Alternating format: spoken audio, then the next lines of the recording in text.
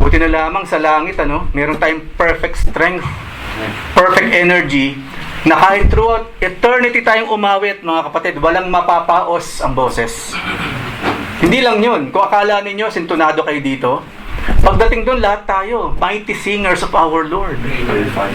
Throughout eternity, we will be worshiping our God in spirit and in truth. Hindi lamang yun. Ang mga kasama natin doon, siyempre, yung kanyang mga angels. Imagine yung laksa-laksang mighty angels surrounding us. Kasama natin sa praise and worship. Hindi lang yun. Siyempre, nandun siyempre yung mga apostles. Makikita natin si Peter, paano kumanta. Si Pablo, nandun din. Lahat sila. Si Abraham, si Isaac, si Jacob, lahat sila. Si Mother Mary naroroon, mga kapatid. We will see her face to face. In Joseph, her husband, we will see him face to face. Kasama nating dadalo sa tuwing tumatawag ang mga arkanghel upang simulan ng papuri sa makapangyarihang Diyos, we will be there with them. Napakasarap po ng buhay Kristiyano. There are lots of storms in our lives. For the past 2 years, and it's ongoing, we are in the midst of that storm. The storm of COVID. At hindi lamang kasi COVID ang problema. Meron pa rin cancer. May TB pa rin, right? Meron pa rin hypertension. Meron pa rin lahat yung mga sicknesses na yon. We are just focused on one. But maraming salamat sa Panginoon. Naroroon siya. What makes this life bearable sa kabila ng lahat po ng pinagdaraanan natin ngayon? It's because of the Lord. Kaya tama po yung inawit natin. Always call on the name of the Lord. Always call on the name of the Lord. Kasi siya lang yung ipinakita sa Biblia, kayang maglakad sa ibabaw ng tubig. Yung kapangyarihan niya nung panahon ni Moses, yun ang nagbiyak, humati sa tubig. Na kung saan yung mga Israelita, nang hatiin yung tubig, hindi putik yung nilakaran nila. Tuyong lupa. Hanggang sa pinakamalit na molecule or atom ng tubig, hinawi ng Diyos for us to walk sa hindi madulas o putikan na landas, kundi tuyo at diretso, patungo doon sa promised land. So kung sino man po ang pinakamapalad na tao sa balat ng lupa, kayo yun, mga kapatid. Always remember that. Kahit tayo ang pinakamapalad na taong nabuhay sa balat ng lupa, regardless po ng station in life na pinagdaraanan natin ngayon, we are the most blessed persons or people on this planet. We are. We are. At yun po ang magiging mensahe ng Panginoon sa atin sa araw na ito. Pero bago po yun, hayaan ninyo magkaroon ako ng maikling kwento na hango din po sa Biblia. At maraming salamat po sa mga bagong mukha na nakikita natin ngayon. At mamaya po, i-welcome natin sila.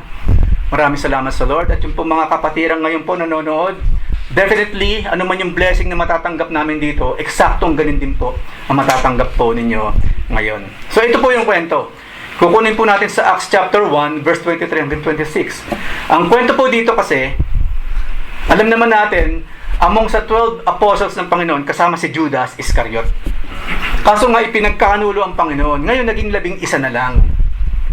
Ang kinakatawan kasi ang sinisimbolize ng 12 apostles ay yung 12 tribes of Israel. So kinakailangan ngayon, since nabawas si Judas, kinakailangan ng someone to fill his place. Kinakailangan maging 12 pa rin. At ito nga po, dumating yung time, ang mga kapatiran natin. This is before the Pentecostes. Bago po ito sa pagbaba ng Holy Spirit. So they are doing things in a humanly way, na in a way naman ang Panginoon, minamarapat niya, okay, fine. That is your way of doing things, of deciding, okay, let it be as of now. So yung mapag-uusapan po natin ngayon, hindi pa po bumababa ang Holy Spirit. At ginagawa rin po nila ito maging ng Old Testament, sa New Testament, and after the New Testament. But nowadays, hindi na po. Basahin po natin. Ano yung ginawa nila? Acts chapter 1, verse 23 hanggang 26. So, they put forward dalawang pagpipilian. Si Joseph, tinatawag din siyang Barsabas, tinatawag din siyang Justus, at si Matthias. So, si Jose at si Matthias, silang dalawa ngayon ang pagpipilian. So, nagpray sila and they prayed and said, You, Lord, who knows the hearts of all, show, Lord, show which one of these two you have chosen, Because kung among them, sigurado magiging subjective sila. Para sa akin, dapat si Joseph, una, kapangalan niya yung tatay ni Jesus Christ in the flesh. Hindi. Siguro para sa akin si Matias kasi matangkad yun. Diba? Kaso hindi eh. Ang tao kasi, aminin na natin, we are so subjective. Bias po tayo. We are biased because of this flesh. Yung gusto niya, ayaw mo. Laging ganun ang tao, always biased. So, ito ngayon ng Panginoon. Hinihingi nila sa Panginoon yung sagot. Pero ang ginawa nila, they cast to take the place of his ministry, kung sino man na mapipili, and apostleship, from which Judas turned aside to go to his own place. Pinili ni Judas yung dark side kaysa yung light side, na kung saan apostol nga siya. Imagine that. Apostle, pinili pa yung dark side. So, ang ginawa po nila, bago po ito yung pagbaba ng Holy Spirit, so they cast lots for them. And the lot, dito po sa lots na ito, nung araw kasi, meron silang ginagamit, kumbaga sa panahon natin ngayon, dice. O sige, dice muna, di ba? O sige, yung pinakamaliit na number, yun ang papalit kay Matias. Parang ganun yun. Kung hindi man yun, hindi ba yung nagpapalabunutan ng yung mahabang stick? Marami tayong way, hindi lang yun ang pinakasikat sa mga Pilipino para malaman kung sino yung magiging pangunahin. Mag-Jack and Poy. Diba? Kung sino mananalo sa Jack and Poy in 3 times, siya na ang new president of the Philippines. Yun din po yung ginagawa na by that time. They are casting lots kung sino. Pero inuulit-ulit ko po, nangyari po ito, ginawa nila before the Holy Spirit. So merong human factor po sa bagay na ito, but at this point in time, minarapat munang hayaan ng ating Panginoon. So kaya ko po ito nililinaw, para na sa ganun, paglabas dyan, makita ko bigla merong nagdadaysta sa inyo, o nagdodomino, or what. Diba? Hindi na kinakailangan yun because of the Holy Spirit na dumating noong chapter 2 ng Book of Acts, doon sa araw ng Pentecostes. Siya na ngayon ang nagsasabi, who's who sa bawat gawain, yung Holy Spirit. Ngayon po, ang kwento mga kapatid, si Matias nga ang napili ng Lord. So imagine that. Dalawa lang kayo, di ba? Sana ko 100 eh. Basta na kung 3 man lang kayo or 4 na pagpipilian. Kaso dalawa lang. Isipin mo sa mga nanliligaw. Dalawa ka ngayon ng liligaw, right? Tapos, ito ngayon, how would you feel if you are not chosen? Busted, in short. Kung 3, ulitin ko po, kung 3, matatanggap ko pa. Kasi dalawa kaming na-busted eh, right? Pero kung dalawa lang kayo nanliligaw, ikaw pa yung busted. Ano mararanasan mo? Di ba napakasakit? Napakasakit. Sa mga bata, ganun din. Dalawa na lamang kayong magkapatid, siya pa yung laging pinipili sa pinakamagandang part ng baboy o ng ulam. Ikaw laging buntot. Di ba, bakit ganun? Ano to? May favoritism? What's this? Hindi madali na hindi mapili. Aminin mo natin sa hindi po madali na mabasted. O hindi lang lalaki na babasted ha. May mga babaeng nababasted din. I think mas marami pa nga eh. Kasi majority ngayon babae. Ang laki ng porsyento ng mga babae kaysa lalaki ngayon. Yung nga yung katwiran ng iba, kahit kaya dala-dalawa, 3 asawa nilang babae. Tumutulong nga ako eh. Di ba? Hindi madaling mabasted. Hindi madaling mapili sa application sa trabaho. Hindi madali. Dalawa na nga lang, taga-probinsya pa yung isa. Ikaw taga-Maynila, taga-Binondo ka pa, or Divisoria. Tapos siya, di ba? Taga-Ayala sa Cebu, taga-probinsya, siya pang napili.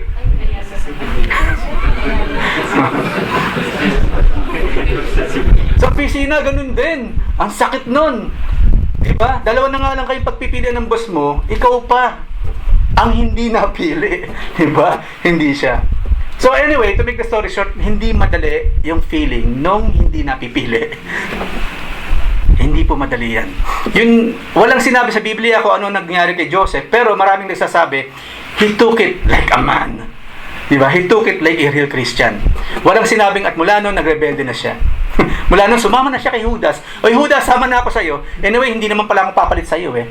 So, sama na lang ako sa Judas. Wala namang sinabi. Pero maraming nagsasabi, malamang naging useful pa rin siya sa gawain ng Panginoon. It doesn't matter at all.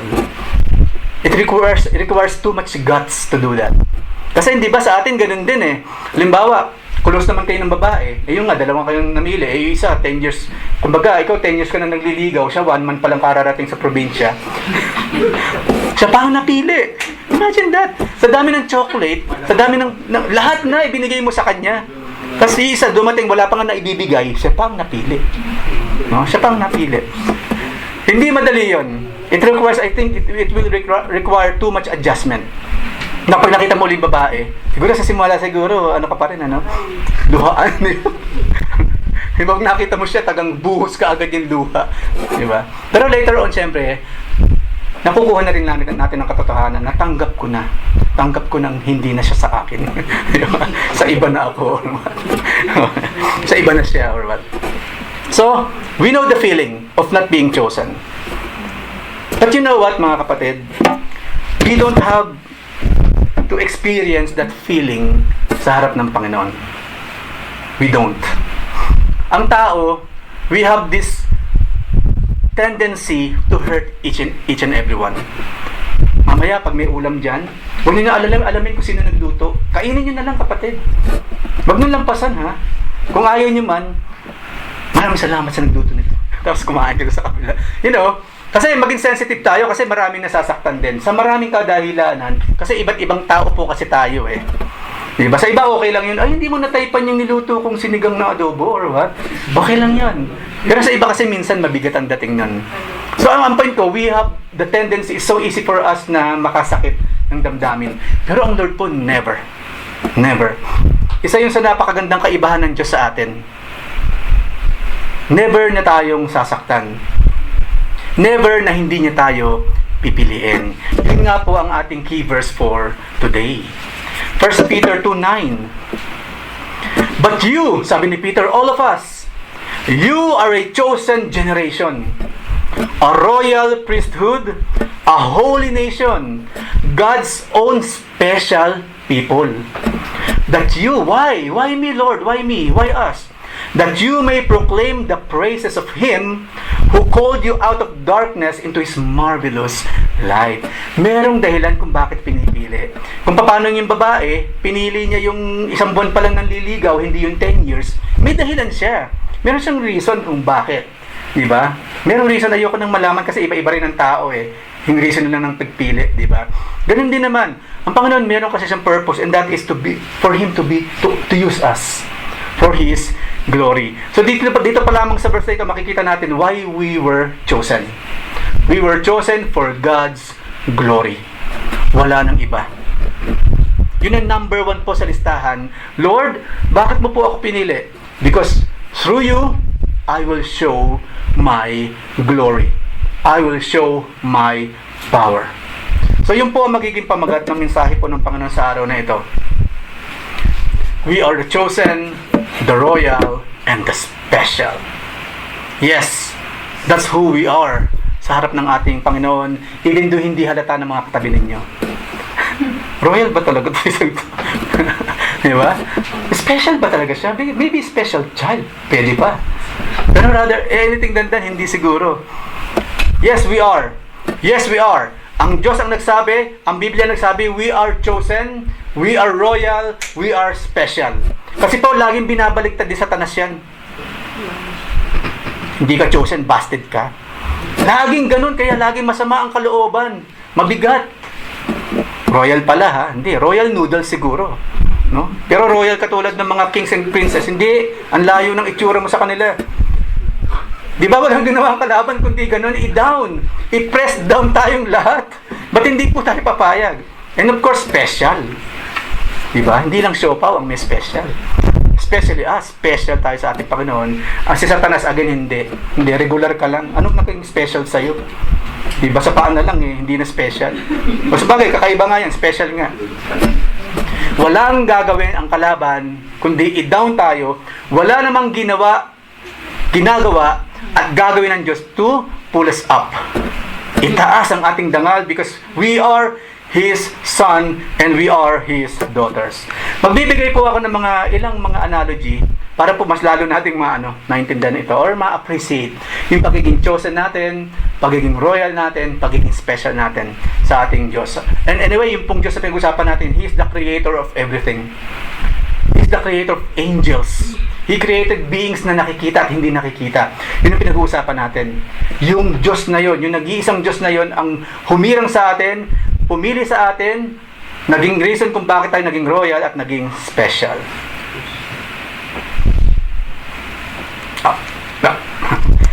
There are 1 million seeds representing more than 5,000 species of chosen seeds inside the Doomsday Vault in Norway. Naghahanda na po ang tao na anytime magkaroon ng Armageddon, magkaroon ng apokalipsis, magkaroon ng nuclear warfare sa buong mundo, nakaredy na ang tao. Meron na pong ganyan nag-i-exist sa Norway na vault. Super secured vault. Ang laman, mga buto. I don't know, siguro naman may mga tao, I don't know, siguro tao rin siguro meron, di ba? Kasi mabubulok lang yan eh. Pero seeds, yung pwedeng pagsimulan ulit. Lahat ng mga halaman, lahat ng mga gulay, lahat, kaya siguro mga babies, siguro ng mga animals later on meron. I think meron din mga embryos na frozen or what. Anyway, it's really a secret. Ano pa yung ibang nariyan sa vault na yan? Pero ang point, hindi mapupunta sa vault na yan ang isang something kung hindi siya special. It must be something, some kind of seed na kapag inihalo mo sa marami, it stands out. Matibay na klase ng mga seeds. Siyempre, iniingatan nila. Pero premium kind of seeds. Walang kinalaman, walang pinagkaiba sa mga mansanas. Noong araw kasi para sa atin, pag sinabing mansanas na kaagad, okay na yun. Pero yun pala, maraming klase ng mansanas. Merong pinaka-cheap, merong pinaka-premium na mansanas. At yung pinaka-premium lang ang inilalagay dyan. So kung hindi ko mamansanas, nandyan na yung buto niya. Special lagi. Chosen. The best sa lahat. Yun lang ang inilalagay po sa vault na yan. Walang pinagkaiba sa atin. Number 1. We are the chosen generation. At yung pumili sa atin, gaya po sinabi ko kanina, God Himself. God Himself. Walang iba. Walang iba kundi Diyos mismo. 2 Samuel 7:23 hanggang 24. And what one nation on the earth is like your people Israel? So, gagawin nating analogy ng church, yung Israel herself. Because you know that in the Old Testament, even though wala ka naman makikita ang kaibahan sa mga Israelites, actually, titigas pa nga ng ulo nila eh. Pag inihalo mo po ang mga Israelites sa mga tao around the planet by that time, there's nothing special with them. Diba? Hindi naman pipiliin ko ang Israel kasi ang puputi nila. Wala namang sinabing gano'n ng Biblia eh. Pipiliin ko sila kasi ang babait. No, it's not. Kasi kabaliktaran pa nga ang attitude ng mga Israelites. And yet, they were chosen. So, itong Israel na pinag-usapan natin, we can apply this to us. There is nothing really special with us. Napaka-average nga natin eh. Right? Pero what makes us special, yung pong Diyos din ng Israel by that time. And what one nation on the earth is like your people Israel, whom God went redeem for Himself as a people and to make a name for Himself. Yun ang reason, pinipili kita because I will show my glory through you and to do a great thing for you and awesome things for your land, before your people, whom you have redeemed for yourself from Egypt, from nations and other gods. Verse 24, for you have established for yourself, your people Israel, as your own people forever. And you, O Lord, have become their God. Now imagine, who can destroy Israel? Kung kayo po ay nagbabasa ng current events, napapaligiran po ng sangkatebang powerful enemies ang Israel. Kasama po yan sa aming prayer every Saturday and Sunday, sa chain prayers po ng mga leaders. Me, myself, I make it special prayer sa Panginoon. Nowadays, napapaligiran po ang Israel ng mga kalaban. Russia, Iran, Turkey, Hezbollah, Hamas, China. Ihalo nyo pa yung mga mukhang kaibigan ng Israel, pero hindi talaga kaibigan. Nakikinabang lang for security. Napapaligiran po ng maraming powerful nations o kalaban ng Israel. But let me tell you this, they were chosen by God to show His power. No one among this nation can destroy Israel. No one. Marami nang sumubok. Nasaan ang mga Mesopotamians? Nasaan yung mga Babylonians? Where are they? Where are the Persians? Nasaan sila Alexander the Great, yung kanilang mga mighty empires ng araw? Nasaan silang lahat? They're gone. Wala nang lahat yan. Yung mga bansang nagnais pumuksa sa Israel, they are annihilated. They are gone. Binura sila ng Panginoon. Mababasa lamang sila sa history books. Where are they now? Mga kapatid, it's the same thing for us. Ang sabi sa Biblia, for no weapons formed against us will prosper. Hindi pa nalilikha yung mga weapons na wawasak sa mga Kristiyano. At never po yung malilikha because of our God na humirang sa atin. Because we are His. Nakita niyo yung ginagamit dito mga salita ni Samuel? Lord, for yourself. You did this for yourself. You chose me for yourself. Imagine that. Ngayon nahayaan ba ng Panginoon yung mismong pinili niya for Himself to be destroyed? Never. Kaya tayo mga Kristiyano, sinabi ng Panginoon, even the gates of hell will not prevail against you. Each and every time, ang kalaban si Satanas, laging kumakatok yan sa simbahan. Walang gagawin niyang kundi sirain ang simbahan. But he will never, ever prosper. Habang ang mga tao gustong wasakin ng Israel, habang may mga taong gustong wasakin ng simbahan ni Jesus Christ, they are harming themselves. They are destroying themselves in the process. So the Church of the Lord Jesus Christ is the most secure place in the entire planet. Not this vault. Not this vault. Kung saan naroon ng Diyos, that is the safest place to be. Remember yung bangka?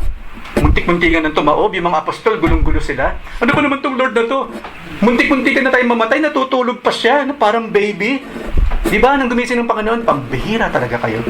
Kung baga ang gusto sabihin ng Panginoon doon, kaya ni-rebuke niya yung mga apostol, I am here. Kaya kong utusan ang bawat elements in the universe. Kaya nga, di ba, sabi ng Panginoon lang, bagyo, tumigil ka agad, look at that. Wala siya yung mga pa-effect na ginagawa ng maraming so-called na mga miracle workers ngayon, na sobra yung parang Hollywood yung ginagawa sa kanilang mga simbahan. The Lord, pag gumawa siya ng miracle, even the apostles, very simple.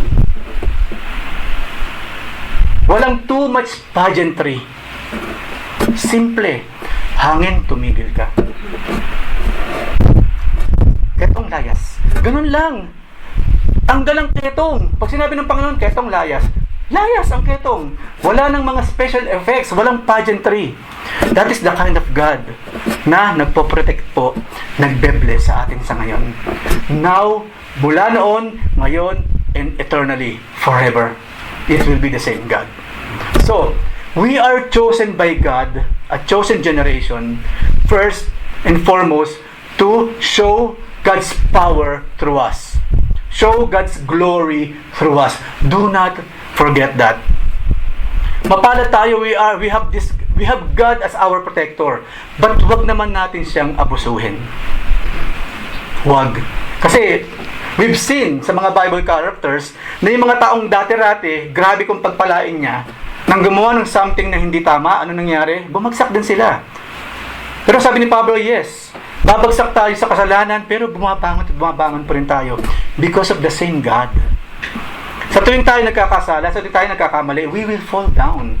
We must experience it. We must. For us to learn. Pero yung same God na ginawa natin na masama, yun din naman ang laging magbabangon sa atin. Why? Because I have a promise to you. Ang promise ko sa iyo, Joanne, Even though nagkasala ka sa akin ng paulit-ulit, at sabi ng Panginoon, kaso ang promise ko sa iyo, Joem, I will never leave you, I will never forsake you. Wala dong ibinigay ang Panginoon na mga kondisyon. Joem, I will never leave you, I will never forsake you as long as hindi ka nagkakasala. Walang sinabing ganun sa Biblia. You know what? God's love, God's action is dependent upon Himself. Hindi sa mga ginagawa natin. But it goes without saying, sinabi kanina sa pag-aaral kanina umaga sa aming Dawn Watch, no? Kung ano ang tinanim mo, yun ang aanihin mo. Kaya nga sabi na nga naman nila sa engineering or what goes up will come down. It's normal. Right? So whatever it is na nangyayari sa atin is na tayo nagkakasala. Those are consequences of our sins. And you know what? Again, here is God. Paulit-ulit, bangon lang anak. Bangon lang anak. You learn your lesson? Bangon lang anak. I will never leave you. I will never forsake you. That is the kind of God na pumili po sa bawat isa atin. So again po, tayo ang pinakamapalad na tao sa balat ng lupa. Hindi silang kumakain using a golden spoon or fork, golden chopsticks or what. No, it's us. It's us. Simply because of this. Hindi pa tapos syempre ang Panginoon. Why? Kung bakit tayo ganun na lamang pinagpala. Next. Okay, naalala na naman namin ni Kuya Kit, yung dati naming pinagsamahan. These are the 8 most elite special forces in the world. Kung merong elite, merong makulit. Pero dito tayo sa elite lang. 8 most elite special forces in the world. Number 1, Pakistan Special Services Group. Number 2, Spain's Unidad de Operaciones Especiales. Kailangan bigyan naman ng justice, di ba? Kasi Spanish eh. Number 3, Russia's Alpha Group. Number 4, France's National, hindi ko na mabasa, Gendarmerie Intervention Group. Pasensya na po. Number 5, of course, hindi mawawala, Israel's Sayeret Matkal. Number 6, British Special Air Service, SAS. Number 7, UK's Special Boat Service. Hindi lang basta-basta boat, syempre yun. Mga Navy yan. And panghuli, of course, US Navy SEALs. Ito yung mga tao na kapag worse na talaga ang nangyayari, sila na ngayon ang papupuntahin. Sila na. Kumbaga sa simula ng digmaan, let's say, or problema or skirmishes, o padala mo muna yung mga diba, yung mga noodles group. Muna. Siyempre, hindi mo kagad ipapadala yung the best. No, tignan mo muna, padala mo muna yung mga yan. Diba? Pag hindi umubraw, sige, yung second batch, yan ang padala mo kasi mas mahusay sa una yan eh. Kaya talagang walang nangyayari talaga. Walang nangyayari. Then, enter itong mga special groups na ito. They will be sent to finish the job. So, yan po ang trabaho ng mga yan. I think, alam nyo na yung pinag-uusapan natin. You've seen many movies, so alam nyo na yan. Ngayon, ano kinalaman niya sa number 2? The royal priesthood. Basahin muna natin yung Exodus 19, 3-6. And Moses went up to God, and the Lord called to him from the mountain, saying, "This is what you shall say to the house of Jacob." Kasi nga, we are what? We are ambassadors, right? Yun ang trabaho ng ambassador eh. Diba? Ang Diyos, yung ambassador, then sa mga tao. It's the same thing. Gaya po ni Moses, like us din naman po sa panahon na ito. "This is what you shall say to the house of Jacob, and tell the sons of Israel." Verse 4. "You yourselves have seen what I did to the Egyptians." Yes, nag-exist pa sila, pero hindi yung original Egyptian nung araw. They are totally different.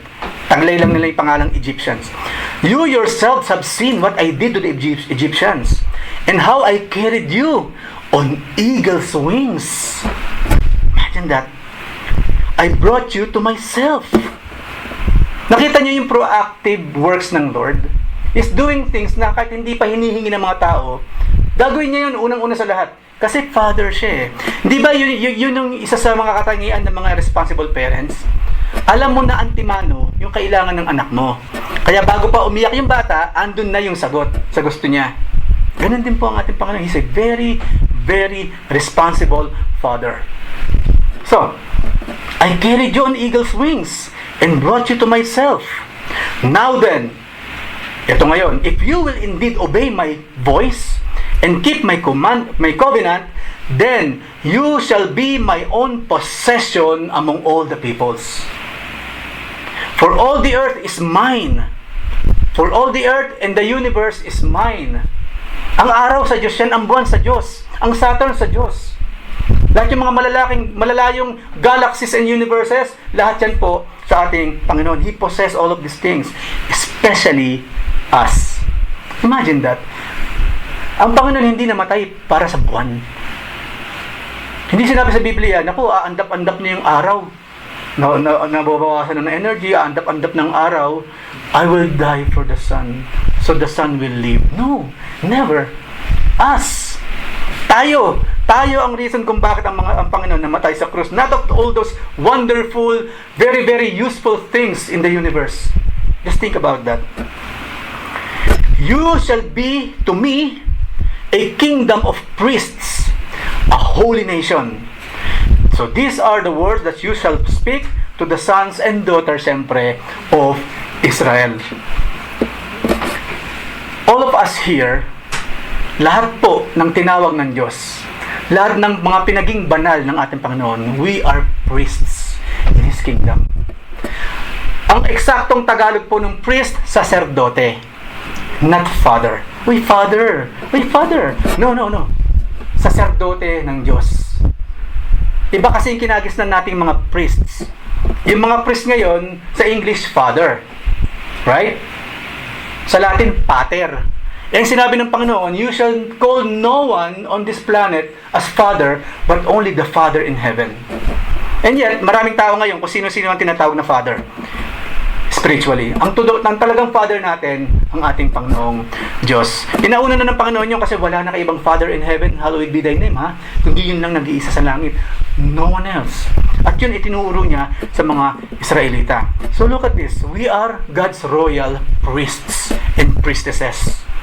You know why? Alam ba talaga natin yung reason o yung trabaho ng isang priest?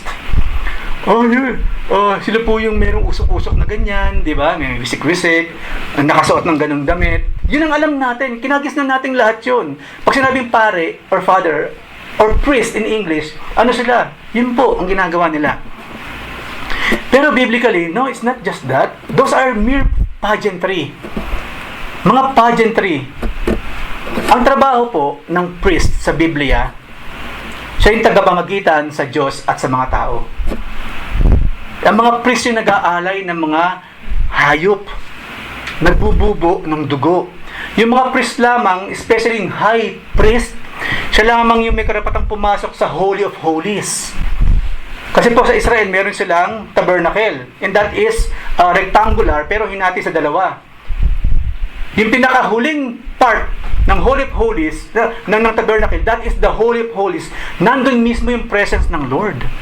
At walang pwedeng makapasok doon, kundi yung talagang banal. Isang priest, isang sacerdote na walang bahid dungis, puro. Because anyone na papasok po sa Holy of Holies at hindi sila pure, they will die automatically. Ano yung nasa loob ng Holy of Holies? Siyempre, nandun yung Ten Commandments, yung staff ni Aaron na nasa loob ng Ark of the Covenant. At marami pang mga bagay na nandun sa loob. At yung presence ng Panginoon mismo ang naroon. Yung kanyang Shekinah glory na tinatawag, it's there inside. Now, mga kapatid, we know that in the New Testament, nang si Jesus Christ mamatay sa krus ng Kalbaryo, we know what happened to the temple in Jerusalem. Yung humahati sa templo upang hindi makapasok yung mga tao, simpleng tao, sa Holy of Holies, ano ginawa nun? Anong nangyari? Nabiyak mula taas hanggang ibaba. Ang ibig sabihin nun, welcome kayong lahat to approach me.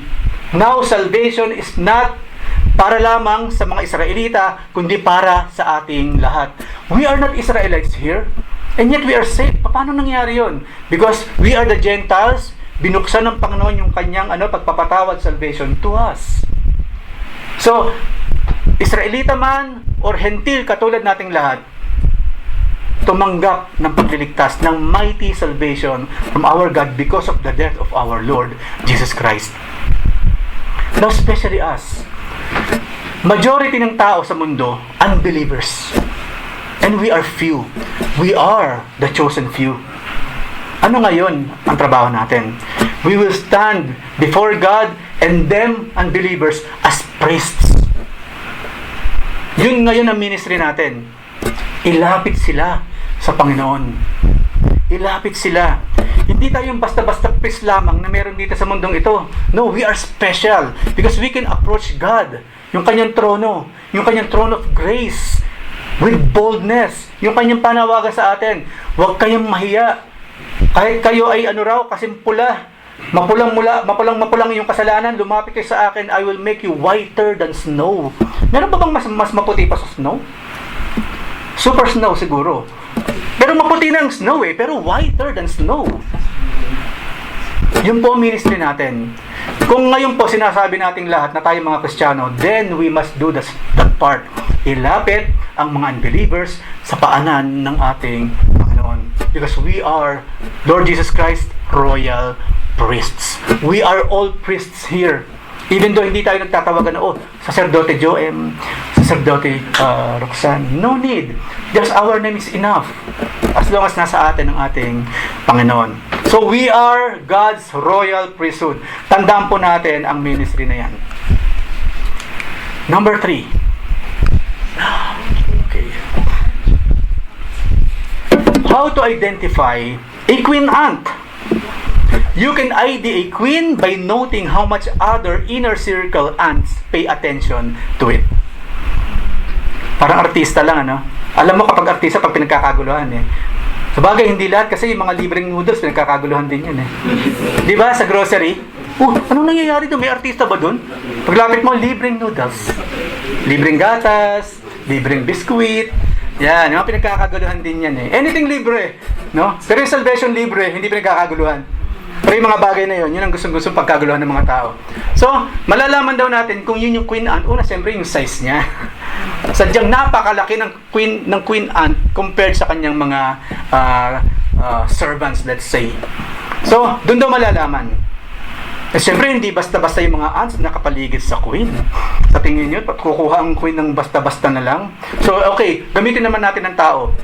Sa tingin ninyo, si Queen Elizabeth, kukuha ng basta-basta na lang ng mga gwardiya na? O kailangan ko ng guard to guard my life?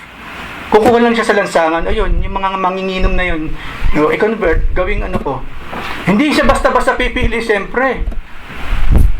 I do believe in my heart, aral lahat ang kukunin niya ng mga klase, ng mga inner circle guards, si Queen Elizabeth. Aral, na kapag siya medyo hinihika, alam ng security guard niya kung nagagawin, hindi nagpapanik at nauna pang hikain at hindi matay. No? Mga aral din mga yan, aral, maraming mga nalalaman na anytime na may kinakailangan gawin ngayon, they can do it. So yun po ang paano natin ma-ID at yun din po yung mga prerequisites and requirements bago tayo maging tagapagbantay ng sinamang royals on this planet. And you know what? Number 3, we are also called the Holy Nation. Elite, mga piling mga tao or langgam lang ang pwedeng magbantay dyan. Hindi naman sa ating Panginoon. We know kung gaano kahigpit ang Panginoon pagdating sa mga taong magsisilbi sa kanyang paanan. Open ang trono ng Diyos sa lahat ng humingi ng tawad. Pero servants, as in gagamitin niya para maabot yung mga unbelievers, it's not that easy. Of course, merong prerequisite, merong requirement. Leviticus 11:44 hanggang 45. Sabi ng Lord, "For I am the Lord your God. Consecrate yourselves, therefore, and be holy, because I am holy. And you shall not make yourselves unclean." Hindi kayo pwede maging marumi. O pwede ba kay Queen Elizabeth na pagpunta mo hindi ka pa naliligo? Tayo-tayo ang buhok? Nakabakat pa yung banig sa mukha, nakaano pa talaga, embedded pa sa balat. Okay lang ba kay Queen Elizabeth yun sa tingin nyo? Hindi pa nagsisipilyo. "I am here, your majesty." Magagalit yun pag naamoy yung hininga. I'm sure dapat magsipilyo ka, yung kuko mo bakit ganyan. Magagalit yun. Hindi basta-basta yung pwedeng lumapit sa queen. And you know what? Maging sa pag-approach sa kanya at pag-alis, hindi basta-basta. Hindi yung dire-diretso ko lang, hello there, my queen. Hindi ganun. E di kunyari, hindi basta-basta, di ba? Merong way ng paglapit. Di ba? Hindi lamang yun, pagtapos na kayo mag-usap, huwag kang basta-basta tatalikod. Dapat po, mag-step back ka ng ilang step, saka ka tatalikod. Hindi yung, yes, my queen. Magagalit yun, mga kapatid. Hindi yun tama. Tao yun, ha? Tao yun. How much more our God? How much more the Creator of the universe? How much more the Creator of angels? The Creator of those dinosaurs? The Creator na matutubing ngayon na meron? How much more doon sa Diyos na yun? How much more? Kaya sabi ng Panginoon, okay, tutuloy ko ha, masyado akong And you shall make yourselves unclean. You shall not make yourselves unclean. Dito pala ako natapos. With any of the swarming things that swarm the earth. Ito yung mga bagay na mga pinagbabawal ng Panginoon by that time. Magkakain ng mukha ng baboy. Yun na yung mga ganun ba? Magkakain ng intestines, Ewan ko kung kasama yun. Ngayon kasi kita nyo, ang tao, meron tayong pinagbabawal sa atin, di ba? Kaya binigay ng Panginoon yung mga pinagbabawal na pagkain pa sa Old Testament. Dietary law po ang tawag doon. Ang mga Israelita kasi, nung lumabas sila ng Egypt, marami ngayong mga nations around them na dadaanan nila bago sila makapunta sa Promised Land na handa silang puksain. Kaya sabi ng Panginoon, you shall not eat these unclean things because they will make you unclean. Hindi po pwede na habang kayo nasa digmaan, bigla kayo inatake sa puso. Nakakahiya. Napansin po ba ninyo, yung mga hayop na ayaw ipakain ng Panginoon sa Israelita, mga nakakapagpataba, nakakapagbigay ng high blood, hypertension, at gout. Imagine ninyo, magsusot kayo ng armor, pupunta sa digmaan, naglalakad pa lang, hindi na ano yan? Yung gout ko nakakahiya. Ilabas ng mga sandata, punyal na nga na ilalabas mo, hindi mo, ano nangyari sa'yo? Arthritis ko. Kailangan mo iikot na ganun bago maiganyan. Talo na kaagad sa digmaan, doon pa lang sa daan. Pagharap sa mga kalaban, bakit ba't ko konti? Pasensya na pag inatake sa puso yung karamihan. Hinimatay, nag-pass out. Kaya po merong dietary law. Kasi lalaban sila sa matinding mga digmaan. Yun lang pong ibig sabihin yun. Pero ngayon, hindi ba, inopen na ng Panginoon sa Book of Acts? Pwede na. Pero, eat modestly naman. With modesty. Pag naramdaman mong yung ugat mo dito, nagsasabi na, nagpapaalam naman yun Hindi ba ang katawan nagpapaalam naman? Tama na. Sasabog na ako. Di ba nagpapaalam naman siya? Pakinggan natin, kapatid. Pag nawasak yung katawang yan, meron ka bang ipapalit? Meron bang ibang katawan na pwedeng pamalit? Wala. Pag nasira po yung nag-iisang katawan na yan, wala nang kapalit. Wala. So mag-ingat po. Mag-ingat. Sabi dito, consecrate yourselves. Huwag niyong gawin yung ginagawa ng iba. Yun ang pong ibig sabihin doon. Consecrate. Kung ang mundo, kung kumain, ganun na lang. Kayo hindi. Meron kayong pupuntang digmaan. Kung ang mundo, sumasamba sa ibang Diyos, kayo hindi. Consecrate yourselves for me. Kaya nga po, madalas natin na pag-aaralan sa mga nakarang mga mensahe, dapat ang mga Kristiyano unique. Walang katulad. Habang yung mundo tuwang-tuwa sa mga gay comedies, ang Kristiyano hindi dapat. Habang ang mundo gusto yung LGBT, dapat ang Kristiyano hindi. You know why? Consecrate ourselves to the Lord. Yung mga linggo, mga ginagamit natin mga salita, no? Lord, para saan mo po ang taong ito? Napakatsaka niya. Gagamit ka ba ng ganung salita sa Diyos? Mga gay linggo, no? Pinipili po. Kung meron pa po sa inyo, ay, sorry po parang natay yung tissue. Huwag nyo lang pansinin yung mga talsik dito. Ayan. Ayan. Nagmumoist po kasi bunga nito. Ayan. Even the words na lumalabas sa ating mga bibig, ingatan natin mga kapatid. Ulitin ko po, sa tingin ninyo kung kayo kaharap ni King Salman, okay lang kayang gumamit ng ganung mga salita kay King Salman? "Oh, Jackie, my brother, how are you?" Hindi ganun ang pakikipag-usap sa king. Kulakais. Mungkin Rakish, Di ba may tamang decorum sa pakikipag-usap na lang sa mga royals na lang? Sa pulis nga, pulis pa lang yun, ha? So, lalo po sa Panginoon, all parts of our lives, every aspects of our lives, we must be holy unto the Lord. So, mag-iingat po tayo. At marami na po tayo na pag-aralan about that. Hindi ko na po masyadong pakakahabain. So, we must be holy unto the Lord because siya na tumawag sa atin ay holy. And lastly, yan po yung the pink star or the pink dream diamond. It was resold for nearly $71 million after a hefty price of $83 million. Just for this thing. $83 million.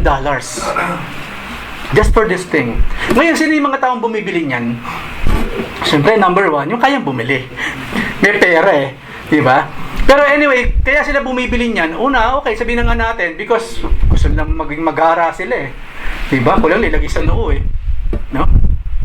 Di ba? I mean, walang masama magsuot ng mga alahas, pero wag naman magmumukha tayong mga ano nga naman, may sakit, naninilaw, di ba?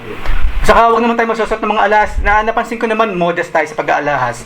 Kasi di ba merong iba kala mo, sa dami ng alahas, saan pa pupunta to? Huwag tayong sumabay dyan pa uwi. O bakit naman? Mahirap na madamay tayo. Pag na-hold up yan, pati tayo madadamay dyan. Na-ambush or what. Maraming tao bumibili ng ganyan because of pride, syempre. Status symbol. Kapag meron kang ganyan, then pag tinignan ko, uy, mayaman. Uy, nakakiya. Matindi to. Huh? Kasi ilan lang ang bumibili nun Alam niyo ba yung mga bagay na ilan lang ang bumibili? Kasi status symbol yun, hindi basta-basta bumibili nun. Kaya ako, Kia ang kotse ko. Kia. Ilan lang ang may gusto ng kaya. Ang kaya ng damdaming bumili na. Diba? Yan. So, isipin ninyo, hindi lamang basta-basta yung binibili. Lahat gagawin natin, siyempre, para ingatan. Ilalagay mo pa sa bulsa mo lang yan, tapos tatakbo ka sa EDSA. Isusot mo ba siya bilang kwintas, tapos maglalakad ka sa Divisoria? Never. Yung pa yung isang ironic for me. Binili ng alahas, hindi naman maisuot. Why? Natatakot Natatakot. So, what's that? Of course, okay, fine. Yung iba naman, bumibili ng alahas para later on, pag kinakailangan, pwedeng isanla or ibenta. Pero this kind of special gems, katulad po niya, na napakamahal, yun na lamang pong security, malaki ang ginagastos nila to secure that.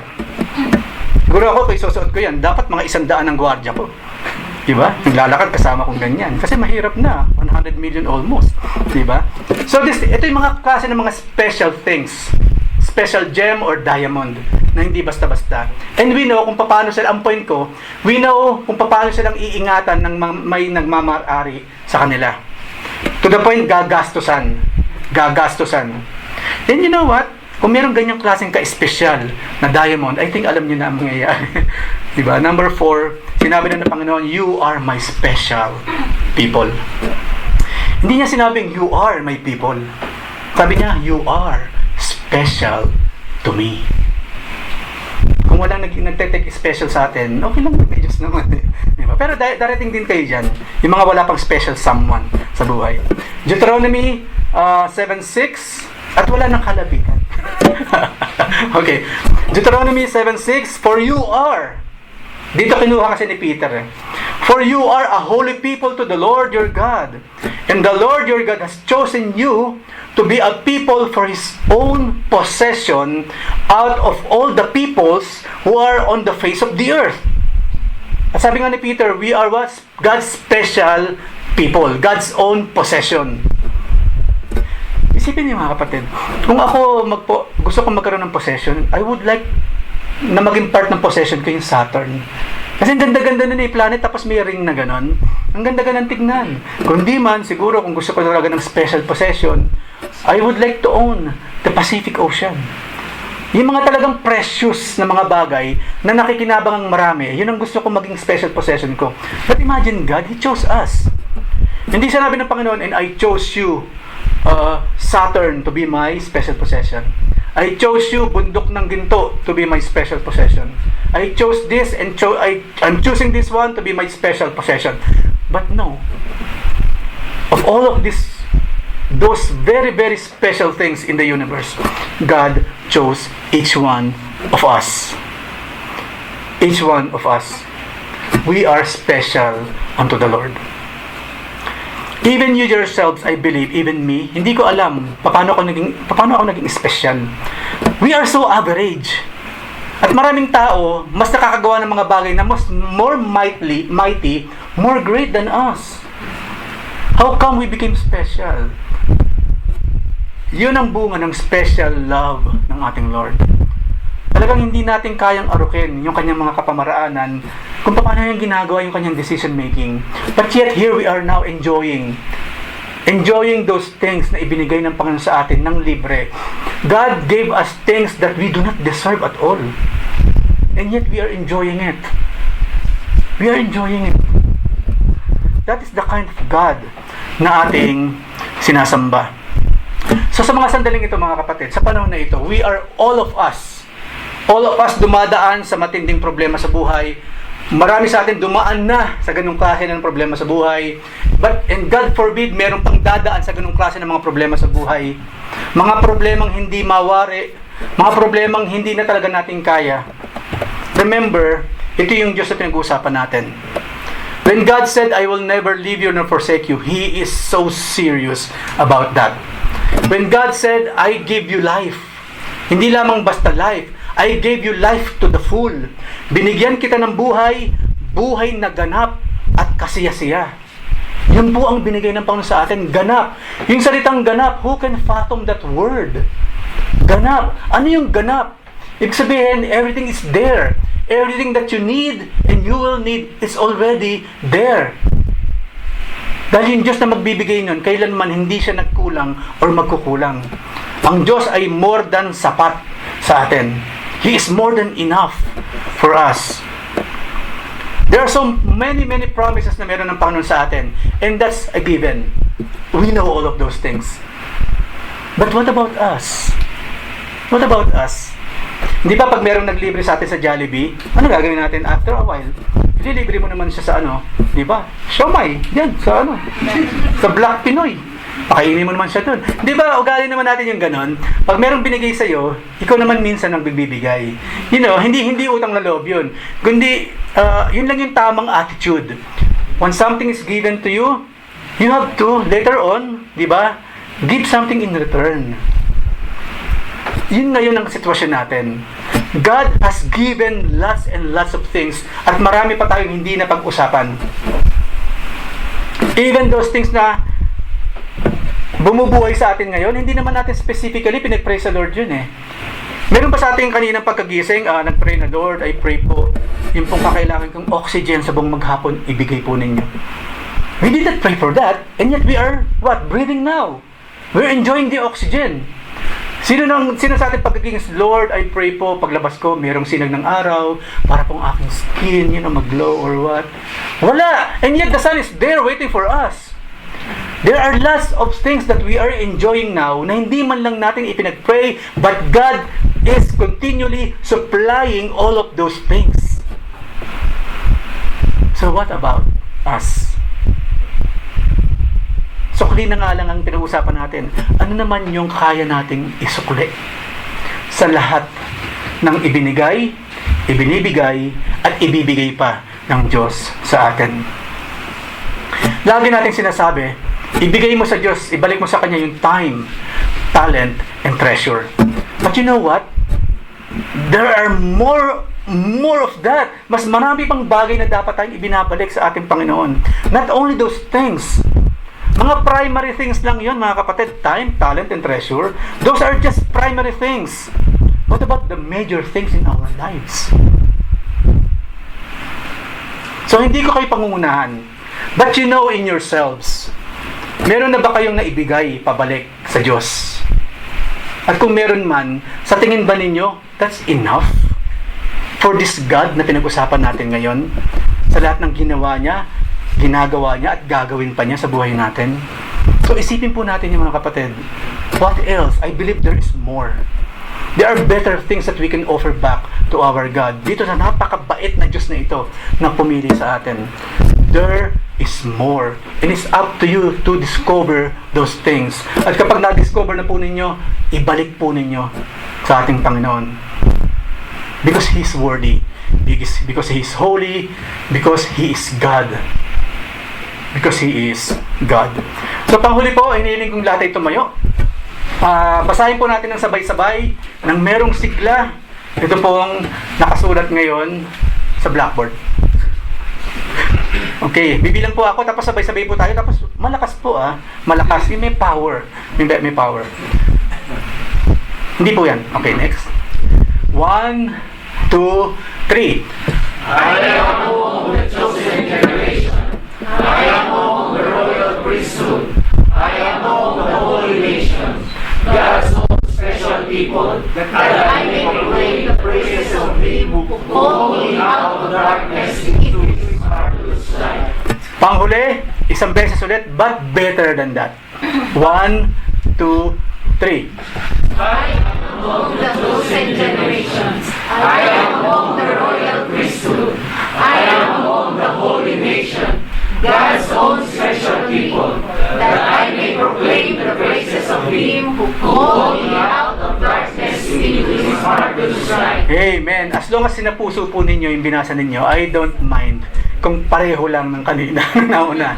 So tayo lahat po, yumuko tayo manalangin. Lord, thank you very much. Until now, after this message, we really cannot understand, we cannot fathom bakit mo kami pinili. And yet, maraming salamat, we are enjoying it. We are enjoying your love. We are enjoying, Lord, all the best things in this life. And hindi lamang yun, Lord, maraming salamat, we are enjoying the spiritual blessings na ibinuhos mo sa amin. And maraming salamat in advance, Panginoon. Because of your love, you will take us home there in heaven someday. Kung saan makikita na namin ang harapan, yung Diyos na pumili at nagmahal sa amin regardless of who we are. Kaya Father in Heaven, maraming salamat po. Ito po ang aming samot dalangin in Jesus' name. Amen and amen.